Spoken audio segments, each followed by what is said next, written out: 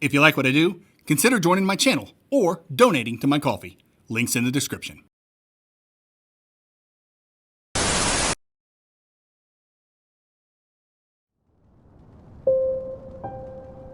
The protagonist from Oolo looks pretty good, but he'll never look as good as the wizard from Solstice's box art.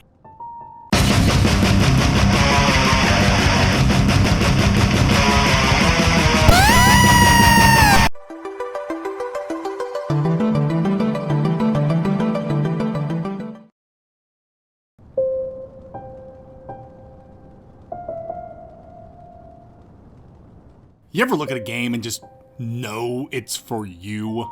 That's exactly what happened the first time I laid eyes on Oolo. With just a handful of screenshots, I was instantly transported back to a simpler time when the late night glow of my CRT wasn't just light in a dark room. It was a portal, a window into strange new worlds. I could almost feel the shag carpet under me, the stiff plastic of my NES controller in my hands. I could smell that weird mix of cookies, menthols, and ash drifting in from the kitchen as my mom baked, and hear the faint electrical buzz of the TV as I guided a tiny wizard through some stone corridors and enchanted forests, chasing secrets neither of us yet understood.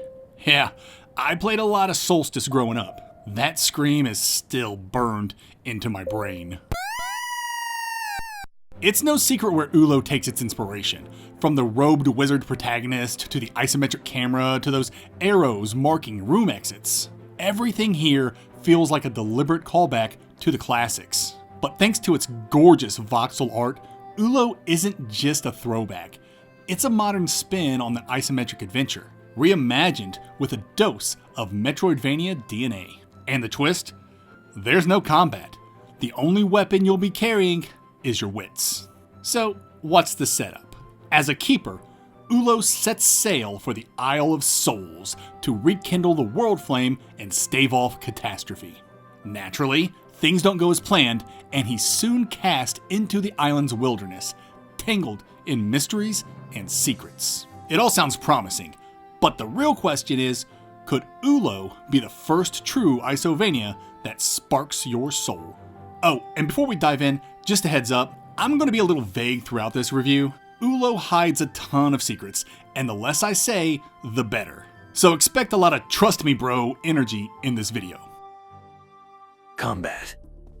I know I said Oolo has no combat, but that doesn't mean there's no combat. What I meant is you don't get to swing a sword or toss fireballs. The monsters, though, they can kill you just fine. One touch, and your little wizard is toast. Now, dying isn't the end of the world if you pick the right mode. By default, Oolo uses a life system. Lose one life, and you respawn at the room's entrance. But burn through them all, and it's game over, sending you back to your last save. Growing up with Solstice, I knew anything inspired by it would be hard as balls, so I had zero shame picking casual mode with infinite lives. And honestly, I'm playing a Metroidvania, F-life systems. Oolo also throws in a handful of boss fights. Since combat's off the table, these encounters become puzzles in themselves, forcing you to find creative ways to take them down. Some solutions are clever, some a little more straightforward, but all of them make you use parts of your brain you normally ignore when fighting. And that'll do it for combat. Oolo's about juking and jiving and outsmarting the world around you. The lack of traditional combat won't click with everyone, but if you're into puzzles, secrets, and the occasional brain-bending boss, Oolo delivers. Abilities. Platforming. Oolo's abilities are interesting. Not because they're unique, they're actually pretty basic, like double jumps and air dashes, but because they're game-changing. In most Metroidvanias, you unlock one of these moves and think, cool. In Oolo, you get them and immediately think, oh, thank God. Even the simplest skills drastically change how you interact with this world. And that's important, because one of Oolo's quirks is forcing you to redo puzzles every time you re-enter a room. I wasn't a big fan of this choice.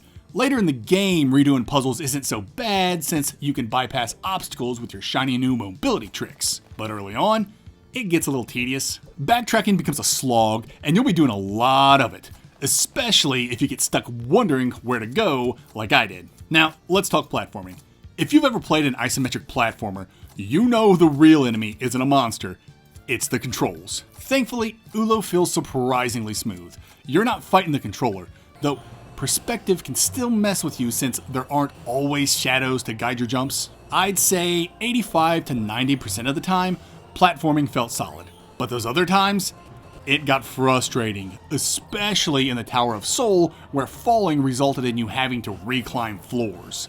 But as long as you choose casual mode, you'll be fine. Seriously though, who's picking the life system in this game? Frickin' wackos. So yes, Oolo's platforming is a little tough. On a scale of Taco Bell sauces, it's mostly hot with a few fire sections. Don't be ashamed of going casual. Life systems in Metroidvanias are relics anyway. Alright, we've hit the puzzle section of the review. Now, I warned you that I'll be vague, so bear with me as I fumble around with my words. The puzzles in Oolo are varied. They can be platforming puzzles, environmental puzzles, and, for spoiler's sake, let's say, puzzles that require Fez levels of observation. Oolo's not a Metroidvania, but it kinda is if you're going for its true ending. Let me just leave you with this. Take physical notes. As of now, you can't mark anything on the in-game map, so unless you have a god-tier memory, do yourself a favor and scribble things down. That's it for this section. Moving, jumping, and puzzling your way through Oolo's world feels pretty dang good.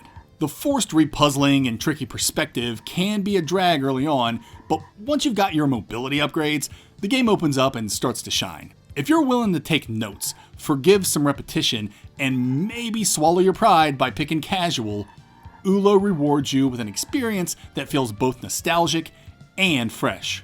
It's not perfect, but it's one of those games that sticks with you. Progression. Not a whole lot to talk about here. There's absolutely nothing you can increase or level up in Oolo beyond your own knowledge. And that knowledge can be used to complete the game, and it can be used to engage in the game's, let's say, scavenger hunts for its true ending. And that's all I'm going to say about that. Exploration. Exploration is really where the rubber meets the road in Oolo. And let me tell you, you're going to love exploring this game. I mentioned earlier how backtracking through puzzles can be a drag in the early game, but honestly, your mileage may vary depending on how clever and observant you are.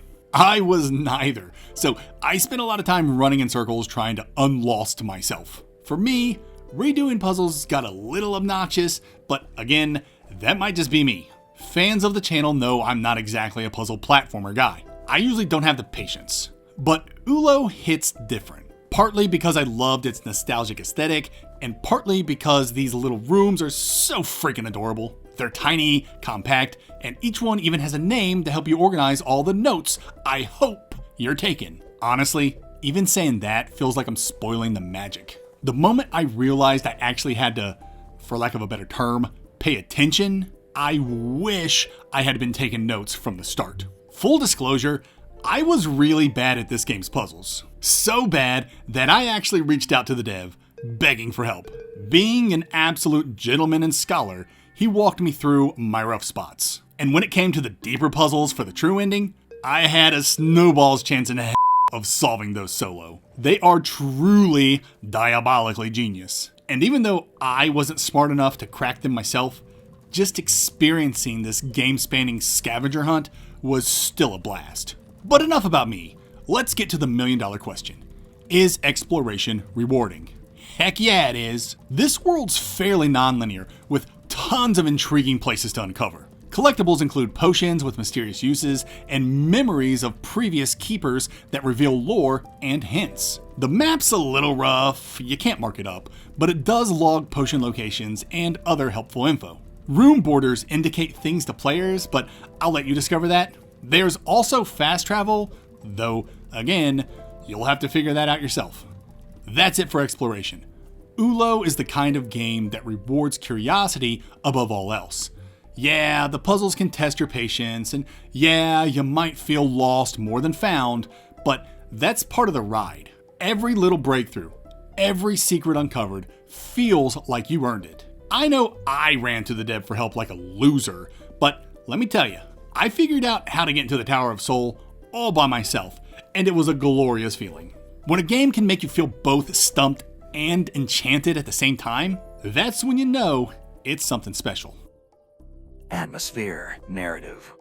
I kinda waxed poetic on Oolo's atmosphere in the intro, so I won't harp on it too much here. But if you grew up playing games in the 80s, the look and feel should hit you right in the nostalgia. Oolo perfectly channels the spirit of isometric adventures from that bygone era, with tiny isolated rooms floating against a simple backdrop, creating that lost in the void vibe I can't get enough of. Pair that with its unforgiving difficulty and lack of hand-holding, and you've got yourself a wonderful throwback to 80s gaming. That's not to say there isn't some modern flair sprinkled in. The voxel art looks incredible, and the generous amount of save points does a lot to keep me from hurling my controller across the room. The soundtrack deserves a nod too. The overworld theme nails a perfect balance of mystery and adventure, while the catacombs lean a little dramatic for my taste, but still kept me engaged. Narrative definitely takes a back seat here, and that's the right call. Exploration and mystery are the real stars, while the story mostly serves as a vehicle to get you going. Memories and environmental storytelling do the heavy lifting, keeping your interest piqued as you wander deeper into this strange, enchanting world. There's even a couple of endings to uncover, but be warned, going for the true ending is where the game's real puzzle gauntlet begins. Like I said earlier, I wasn't clever enough to crack these final riddles alone, but maybe you will be. And that's it for this section. Oolo feels like a love letter to a very specific slice of gaming history, polished up with just enough modern touches to keep it from feeling dated. It's equal parts nostalgic throwback and clever brain bending, and even though it kicked my ass, I couldn't stop appreciating what it was doing. Final thoughts and score. Oolo isn't your typical Metroidvania. It's a quirky, brainy throwback that dares to swap sword swinging for note-taking. Between the nostalgic vibe, clever puzzles, and compact little rooms begging to be explored, this isometric oddball delivers something both fresh and familiar. Early game backtracking can be a bit repetitive, especially when you're forced to redo puzzles, but once traversal abilities come into play, those frustrations quickly fade. I also wish there were a way to keep track of some elements in the game, but again, like I said, a notebook will be your friend. If you've got patience, curiosity, and the grit to tackle Oolo's truly diabolical late-game puzzles, you'll find Oolo to be an immensely rewarding experience. I award Oolo an 8 out of 10. Oolo is available on PC. I logged in a little over 7 hours to complete it and played it exclusively on the Steam Deck with 0 issues, and therefore give it a Steam Deck rating of verified. Pair placement. In the Metroidvania space, Oolo carves out its own little niche. It's a quirky, puzzle-driven isometric throwback that feels like it could have come straight out of the 80s, but it's polished for today. The atmosphere is fantastic, the puzzles are clever, and the mystery of unraveling its world is what really makes it shine. Now, its backtracking can get a little repetitive early on, and the narrative is more of a backdrop than a driving force. But if you're someone who loves brainy challenges and that old school figure it out yourself energy, Oolo is gonna be a really special experience. Oolo rekindles the world flame in the B tier.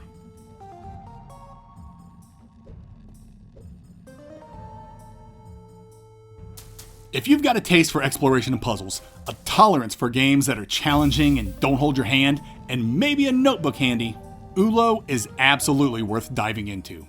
It's a weird little gem I think a lot of puzzle-minded Metroidvania fans will really enjoy. So don't put it Oolo on your priority list.